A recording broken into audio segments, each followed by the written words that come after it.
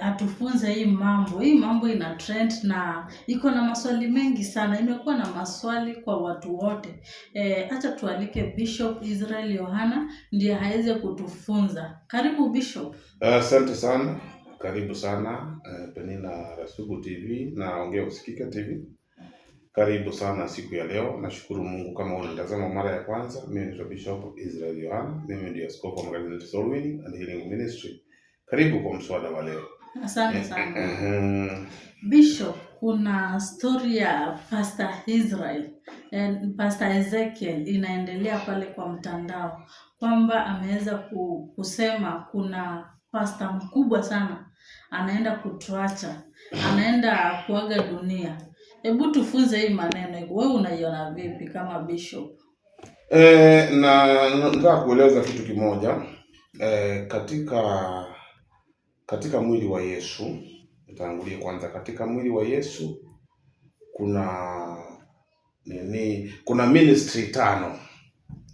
Na hizi ministry 5, kuna ministry ya evangelist, kuna ministry ya pastor, hiyo ni mchungaji, kuna ministry ya teacher of the word, kuna ministry ya prophet, na kuna ministry ambayo ni apostolic ministry.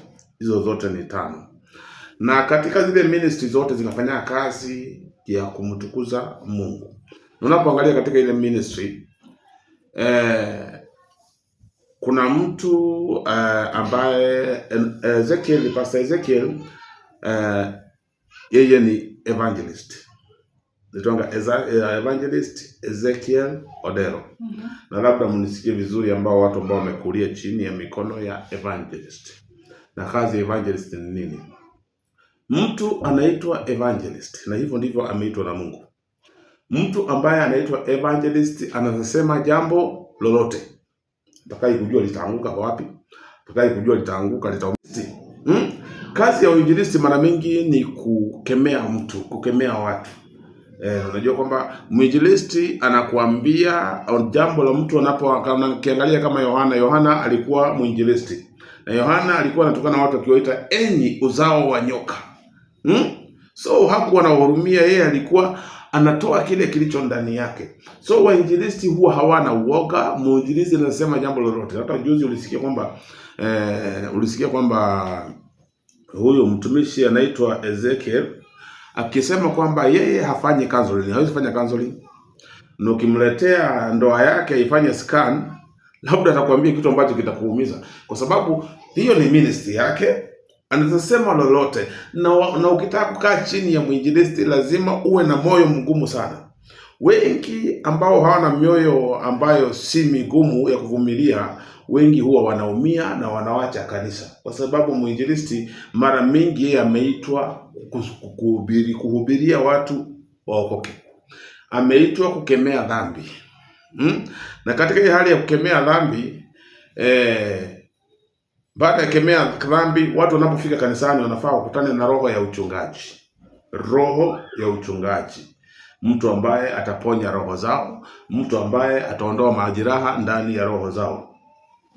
For example, kama mimi ministry yangu ni apostle ama apostle. Mimi nikiwa huko nje, mimi ni mwinjilisti. Nikiwa ndani, mimi ni mchungaji. Nikiwa ndani, mimi pia ni nabii. Nikiwa ndani, mimi ni mwalimu. So hiyo kazi yote ninaifanya kwa sababu hizo ministry zote Mungu amenipatia. Hivyo nikiwa ndani ya kanisa nitaponya roho za watu. Nikiwa huko nje nitakemea dhambi. Lakini elewa hapa, kuna mtu anaitwa mwinjilisti. Mwinjilisti kukemea si shida kwake. Mwinjilisti anaweza sema jambo lolote ambalo litakikuumiza wewe roho. Hana shida na wewe kuumia roho. Hataki kwenda kujua utaenda kuanguka wapi, hataki kujua utaenda kuangamia wapi. Bora yeye amesema kwa sababu yeye ile ministry ameitwa ni ya kukemea. So kuna mambo ambayo nataka nifundishe watu hapa kuhusu mambo ambayo msitaki mchukue kwamba mimi ninapiga vita watumishi, lakini mimi nataka niendelee. Kuna watu ambao wanahitaji ufunuo wa ndani. kujua ni nini hiki labda Pastor Ezekiel alikuwa anamaanisha. Jambo la kwanza, nimesema kwamba kuna ile kila mtu ameitwa na mwito wake different. Mimi jambo la kwanza, Mungu akinipa ujumbe ule, lazima nimwambie ujumbe huu nitaupeana katika njia gani. Mimi jambo la kwanza, kwa sababu Mungu tena amenipa ministry ya kuponya. Ministry ya kuponya, ministry ya kufungua. Iko kwangu kwa sababu Mungu ameweka uponyaji ndani yangu. Ni vigumu sana kutabiri kifo ndani ya mtu, kwa sababu najuaga huyu mtu hata kama ako katika hali ya kufa, ninaamini ya kwamba mifupa mikavu inaweza ishi tena, kwa sababu hiyo ni ministry Mungu amenipa. Na kuna watu ambao wanaitwa manabii na wainjilisti. Na nafikiri nambari kubwa sana ya manabii, wengi wao huwa ni wainjilisti. Nabii anaweza kuambia jambo lolote, na ndio nakutaka shida sana. Nabii hawezi kaa chini ya mchungaji, nabii hawezi kaa chini ya bishop. Nabii wengi huwa wana kiburi cha kuwa kule juu. Huwa wataki kukaa chini ya maaskofu, wataki kukaa chini ya wachungaji. Wanataka wawe kivyao, kwa sababu wanaamini kwamba hao ndio Mungu anaongea na hao binafsi. Na kama Mungu anaongea na yeye, anaamini kwamba kile Mungu ameongea nacho ndicho anafaa kuweka kwa watu. Kwa hivyo hataki kunyenyekea chini ya mtu yeyote. So na nilikuwa nataka labda nifungue watu macho, ili uelewe sasa mahali ambapo niko salama, ama mahali hapa ni Yesu alileta uzima. Sisi nasi tunahubiri huo uzima ndani ya watu. Hivyo ndio sababu sasa unakuta roho iliyokufa. Namaanisha kwamba roho iliyokufa ni roho ambayo haina tumaini. Unaweka tumaini ya ndani ile roho inakuwa hai tena. Kwa hivyo kama mchungaji ama mtumishi wa Mungu, watumishi wa Mungu wameitwa na Mungu kuweka pumzi ndani ya kile kilichokufa kiwe hai. Nafikiri kwa watu wananielewa. Watumishi wa Mungu wameitwa kuweka pumzi ndani ya kile kitu kilichokufa kiwe hai. Na nafikiri mtu awe aliye na macho ya roho ataelewa kile ambacho mimi ninachosema. Kwa hivyo kazi ya watumishi wa Mungu si ya kutabiria watu vifo. Kazi ya watumishi wa Mungu ni kuwapatia hope katika maisha yao, kwamba wewe hata kama uko katika hali ya kufa, unamwambia kwamba jinsi mifupa mikavu ilivyopata uhai, hata na wewe ninaamini kwamba unaweza ishi. Ukiamini neno la Mungu unaweza ishi. Maana kuna watu wanaonanga kufa, lakini wakati unapoona kufa hivyo, hapo ndio kifo kiwa kinakuja. Lakini unapoona kuishi, hapo ndipo kuishi kunakuja. Ezekieli hata kama alitabiriwa kwamba akaambiwa siku zako za kuishi zimefika mwisho, Ezekieli alienda kwa Mungu na akamwambia Mungu, mimi nataka kuishi tena. Yes. Kwa hivyo pia kuna nguvu katika ulimi. Wa kwamba nitaishi ama nitakufa. Hivyo jambo la kwanza nataka kuambia watu wa Mungu,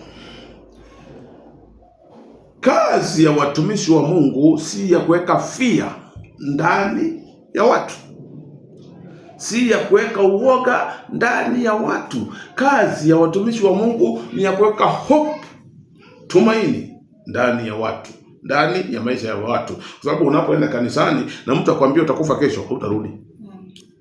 Utakufa kabla wakati wako hujafika, kwa sababu jambo la kwanza ameua roho yako. Na pia nasema kwamba kinachoua roho, nasikia, anayeua roho ni mwizi.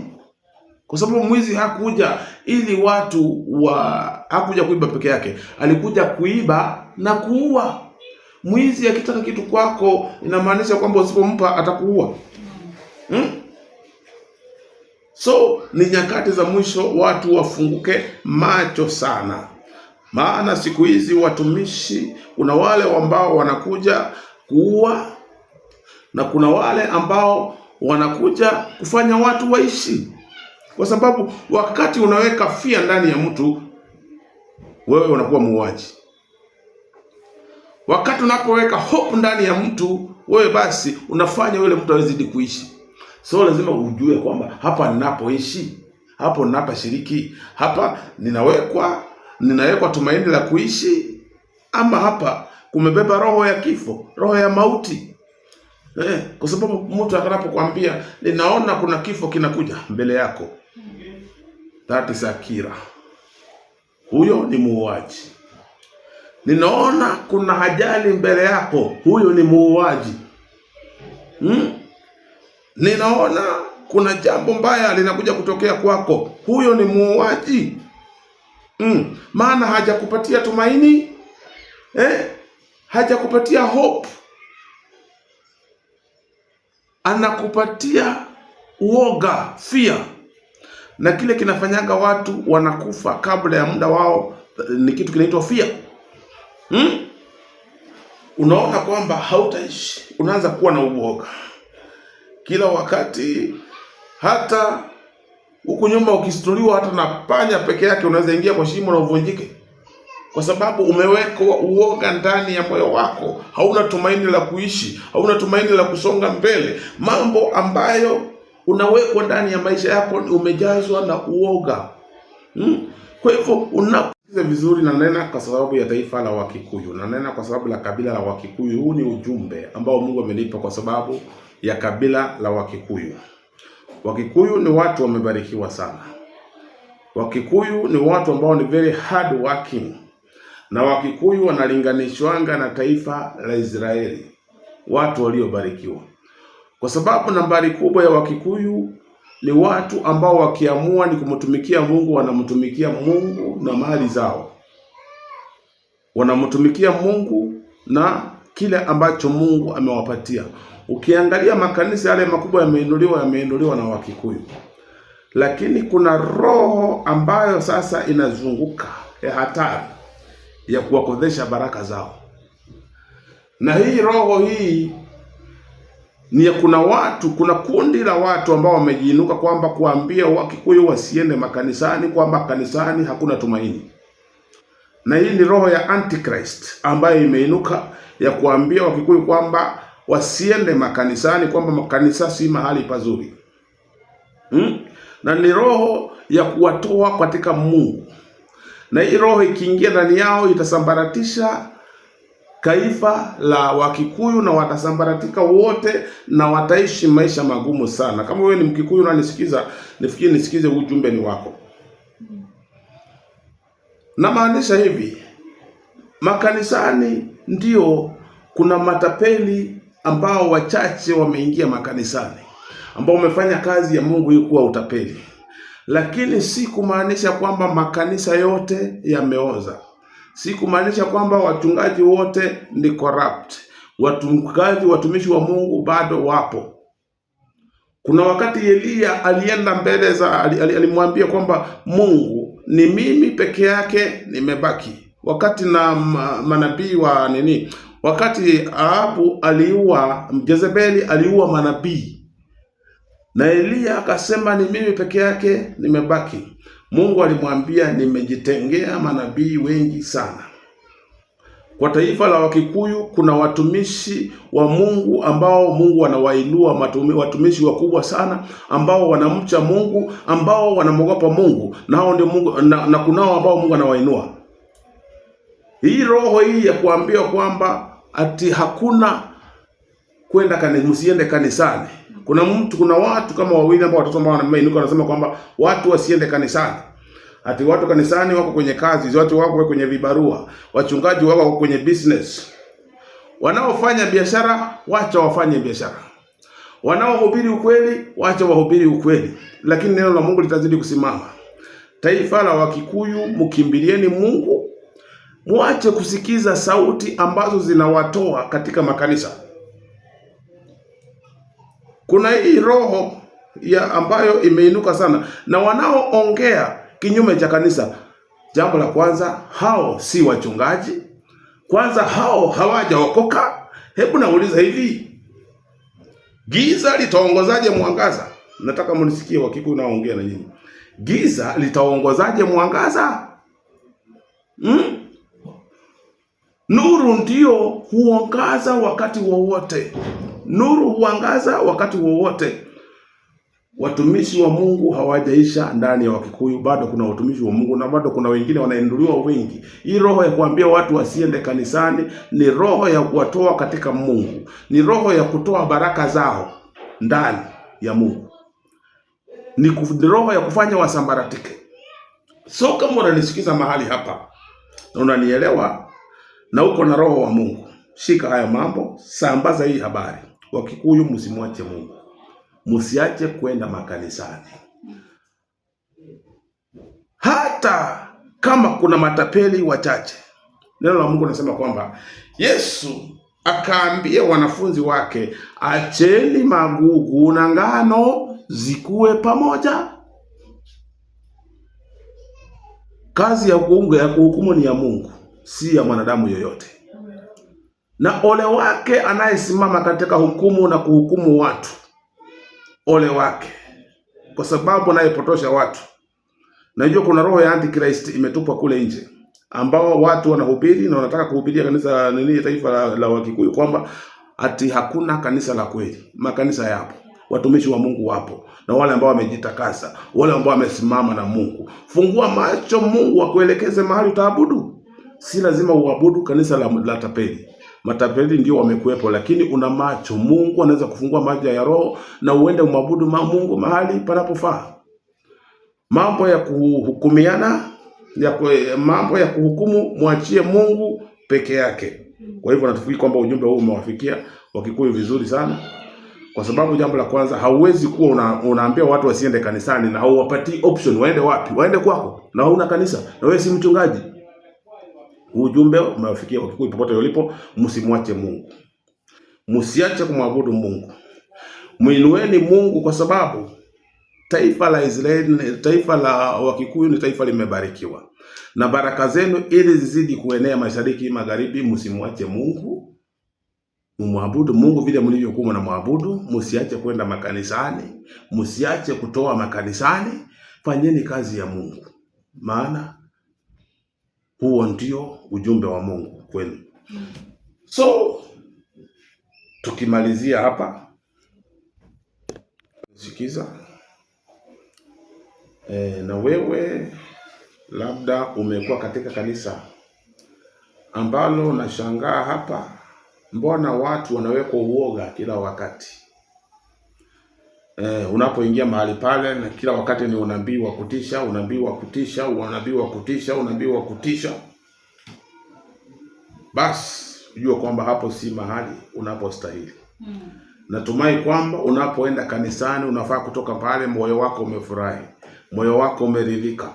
Hauendangi kanisani kuvunjwa moyo, hauendangi mahali kuwekwa uoga. Unatoka kanisani kama kichwa kinauma.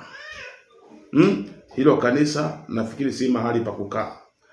Unatoka kanisani mpaka unasikia kwamba wewe ukitoka pale unasikia kwamba hata kichwa chako kimejawa mawazo tele. Then hapo si mahali pazuri na wewe. Hapo ni mahali ambapo kuna roho wa kifo. Natumai kwamba ukienda kanisani, unapoingia kanisani kama wewe ni mgonjwa, utoke pale ukiwa umepona. Unapoingia kanisani ukiwa na stress, unatoka pale kama una amani. Unapoingia kanisani kama una uzito, unatoka pale kama moyo wako umetoka ule uzito. Maana unapoenda kanisani unaenda kukutana na Mungu. Na unapokutana na Mungu, Mungu anakupa hope. Mungu si wa kuvunja watu moyo. Mungu ni wa kukupatia hope, maana hakuna linalowezekana mbele za Mungu. Napofikia hapo, labda nitazama wewe mahali pale kwa mara ya kwanza. Mimi naitwa Bishop Israel Yohana. Mimi huwa natoa ushauri wa kiroho vile Mungu ambavyo ameniwezesha. Maana huwa anasema Mungu aliyenitoa kwa wheelchair na akanipa uwezo wa kutembea, huyo Mungu hakuna jambo linamshinda. Wewe uko mahali pale umefika mwisho, kuna tumaini. Kuna tumaini tena la kuanza tena. Wewe uko mahali pale una magonjwa, umetembea kwa hospitali, umetembea sehemu nyingi, unashindwa itakuwaje. Yesu anaweza. Yesu anaweza. Njoo tu kanisani kama una imani. Njoo kama una imani ya kupona. Watu wengi Mungu amewaponya. Watu wengi Mungu amewatendea na wana ushuhuda. Na jambo la kwanza, napokuja kanisani, mimi sipatiwagi watu masharti. Mimi silipwi kwa sababu ya uponyaji. Yesu alisema kwamba niliwapa bure na tena nawapa bure. Kama wewe ni mgonjwa, njoo na imani, Mungu atakuponya. So kwa kumalizia, nambari yangu ni 0722 744 672, 0722 744 672.